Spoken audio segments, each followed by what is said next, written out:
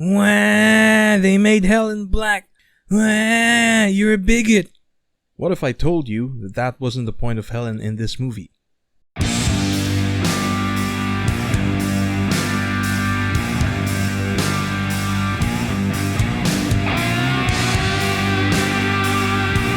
Welcome back, I'm Inigo, and in this video I'm going to talk about the Odyssey a bit more. It's been more than a week since I've watched the Odyssey, and now that the ideas have stewed in my head a little bit, I wanted to talk a bit more about this movie. Specifically about Helen being black. What did you say? Because I think I genuinely might be onto something. Now, just so everyone knows where I stand on all of this, I do agree that Lupita Nyong'o was miscast as Helen on face value, no pun intended. She could have worked on other projects or a different role in this movie, and would have definitely dealt with a lot less of this bullshit. Same as us. I don't like it, and it also didn't bother me as much since she, along with Elliot Page, was barely in the movie, and part of me thinks that she was brought on for controversy's sake, so people would talk about this movie a bit more.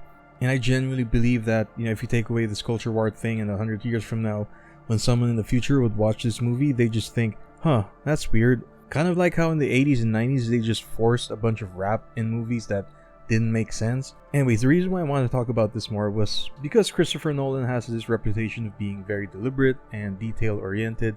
It really begs the question, why the casting choice? Like, why the drastic change from what we all conventionally understand how Helen of Troy or Sparta, a member of the Bronze Age ancient Greek royalty, and the most beautiful woman at that, would look like, which is not sub-Saharan African. She would be at least Mediterranean.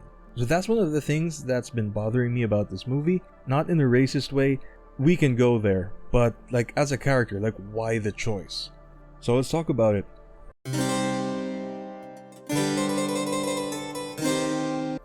Idris Elba has been one of the favorite fan casts for the new James Bond that I think most people would find really cool, but also, and I'm sure Idris Elba would also like this, because obviously, take home that bread, but also, it's a thing that a lot of people fundamentally wouldn't agree on it. Again, not in any kind of racist way, but just, there's something off about Idris Elba taking on the role of James Bond specifically that just doesn't make any sense.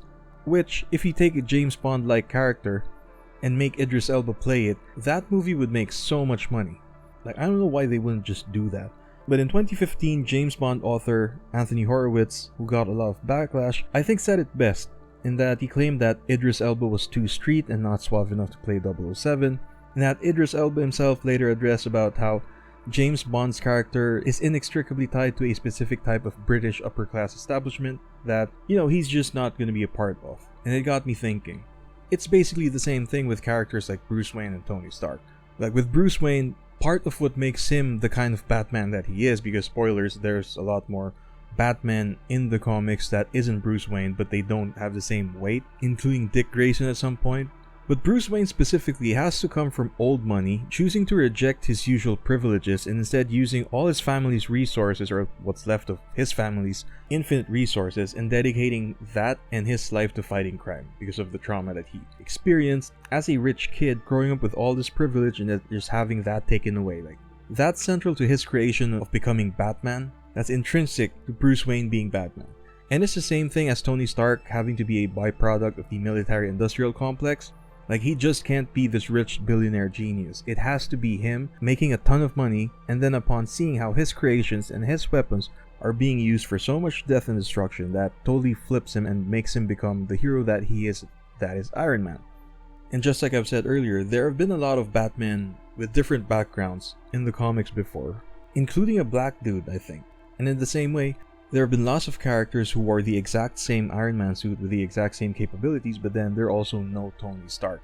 Therefore, there has to be some sort of immutable and intrinsic traits to certain characters that they have to possess for them to still be that character. Otherwise, you would have deconstructed and distorted that character so much that you can barely still call it that character. I mean, keeping in line with the Greek topic of the video, even the ship of Theseus, a ship that would have been remade so much that it would not have contained any of the original parts, the ship of Theseus would still look like the ship of Theseus, just not with the same parts. And that brings us to Helen of Troy in the Odyssey.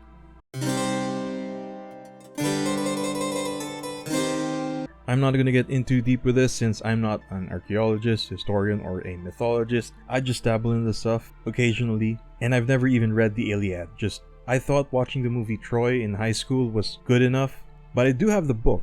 Here's a picture of the book in my bookcase. Anyways, story-wise, Helen was a daughter of Zeus, which explains her unparalleled beauty, the nature of which, the beauty, wasn't specified because the ancient Greeks, the target audience of Homer's epics, understood certain things like these intuitively, kind of like how most people don't need to specify that you drive on either the right side or the left side of the road, depending on which country you're at, or how soups or drinks like tea or coffee are always served hot by default, unless otherwise specified. These are things that everyone just knows.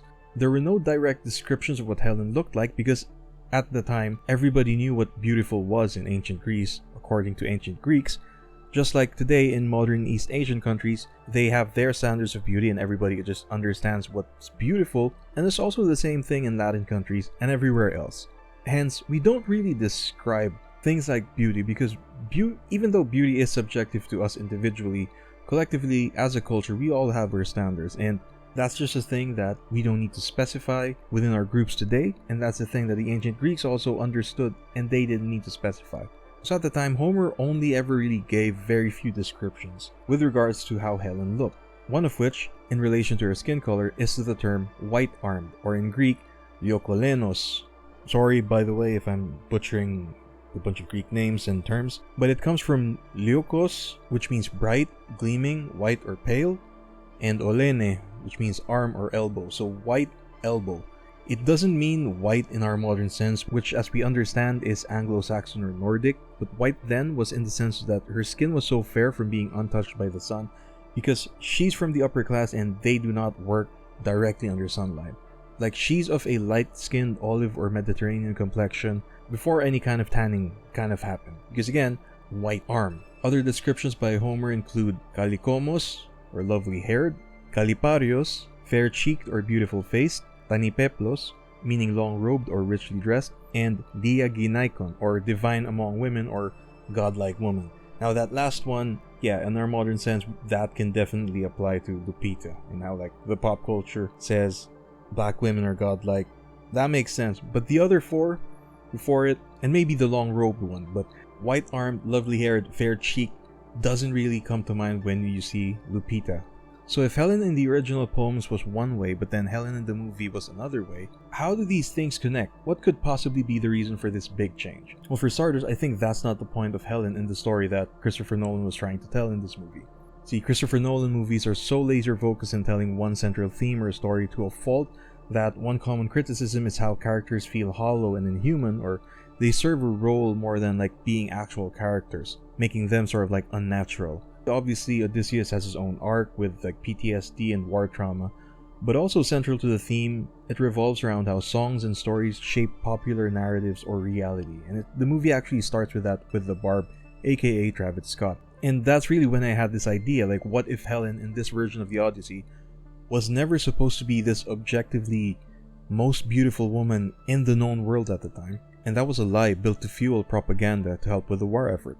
Because the movie also deviates a lot from the original source too, like the gods did have a more supernatural and nature-based presence, rather than being actual physical characters that talk and interact with the other characters, like in the Armand Assante 1997 version, with a very twinky Hermes, and in the Odyssey nobody really shows up besides Athena.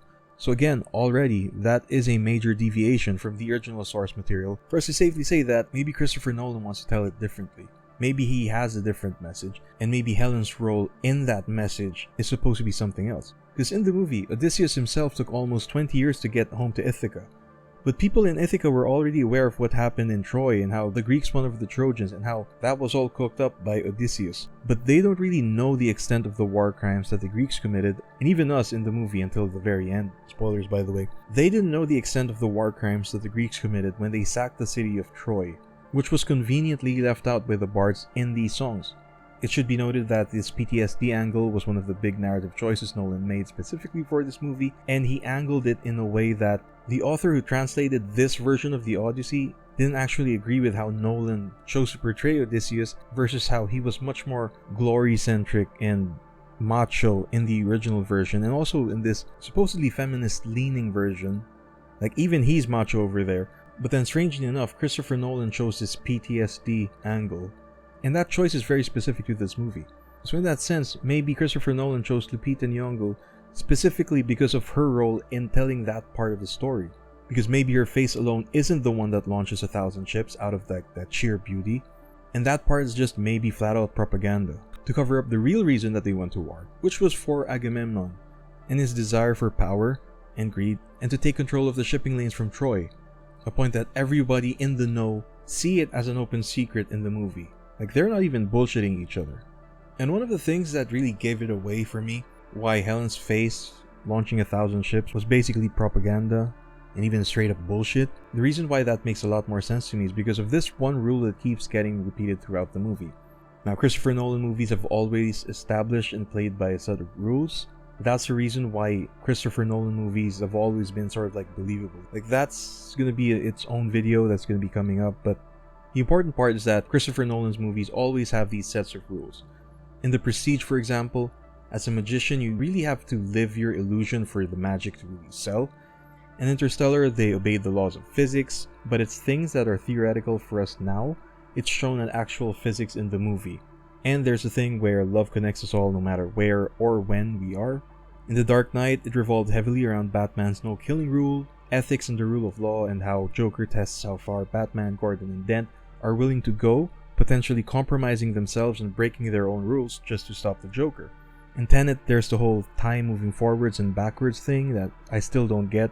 And famously in Inception, time works differently in dreams, and time slows down exponentially the deeper you are in a dream layer. In the Odyssey, it's Zeus's law.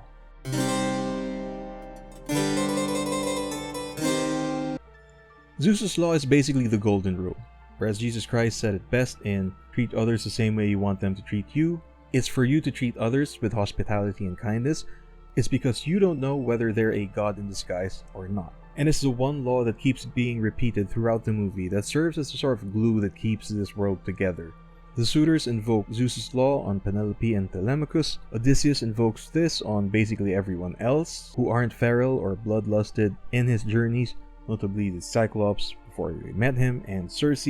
Telemachus invokes this on Menelaus when he visits them in Sparta.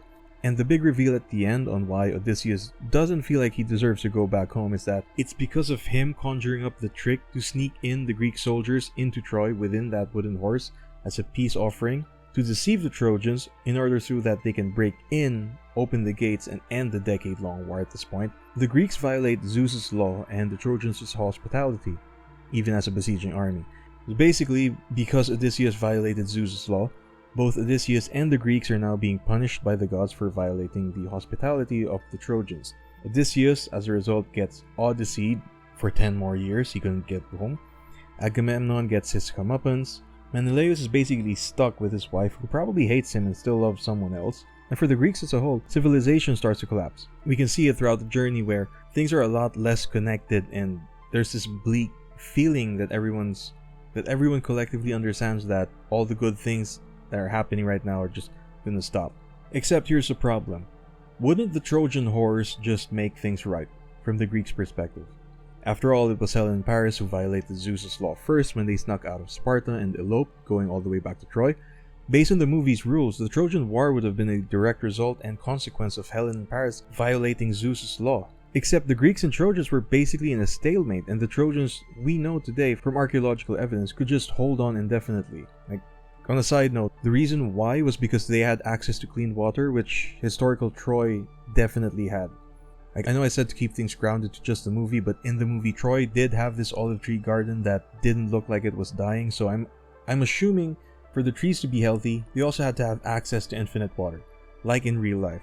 So that's why they would have been able to hold out on the siege indefinitely. Most cities would have given up in like a few years, max. How is any of that punishment for the Trojans? Unless, of course, Helen and Paris eloping wasn't exactly 100% their choice and their free will that made them violate Zeus's law, and instead maybe most of that was on Helen betraying Menelaus' hospitality as Rasputin King. That's why Helen gets scarred in this movie. By the time this movie happens, we see that. But also, maybe the whole Trojan War was more orchestrated by Agamemnon than Paris and Helen doing it out of love. Again, just so Agamemnon could have his excuse, repeated by multiple characters in the movie, to take over the trading routes from Troy. Therefore, the violation of Zeus's law only really started with Odysseus' trick, making the statement of Helen being the face that launched 1,000 ships be really more like propaganda. Like, it's not supposed to be factual in this movie. Also, proof that I'd never read the Iliad or the Odyssey, my brother pointed out this other detail that Lupita plays another character, Helen's sister, Clytemnestra, who was never really considered to be as beautiful as Helen, even if she were her twin or like half-sister, depending on the version. So if Helen and this person were twins, they wouldn't have been, in the original epic poems, they wouldn't have been identical twins. And half-sister, obviously, they wouldn't look alike. They'd look similar. Like, this version of Helen was never supposed to be that pretty, and it helps support how fundamentally different the context of a face that launched 1,000 ships means in this movie. That premise is not strictly on beauty or looks anymore, since you actually still have that same face at home. Why would you launch 1,000 ships based on that face? And it's looking to be more consistent that this face that launched 1,000 ships is more of a label and propaganda that the powers of that be at the time beamed out to the masses through the bards. Therefore, Helen's not supposed to be super beautiful in this movie. There, I said it. But what do you guys think? Does this Helen was all propaganda theory make sense, at least for the movie? Have you seen the Odyssey? What did you think about the movie? Let me know in the comments below. I personally enjoyed it, not anywhere near Nolan's best, but also not the worst either. And I could see myself rewatching this mostly for the vibes, which is gonna be another video. If you've enjoyed this video, do check out my other stuff in my channel. I have 1 or 2 more Odyssey videos in the work if you'd like to see more of that. I try to go beyond just the basic talking points to try and make sense of these things. And I don't want to give away anything too much, but in the next videos I'm going to attempt to make sense of the weird creative choices, besides this Helen thing, which includes the armor, the architecture, the American accents, and yes, the Viking longships. So I hope you stick around for that, and if you'd like to sub, consider turning on the bell notification as well so you'll know every time I upload. I'm Inigo, signing off for now. Bye!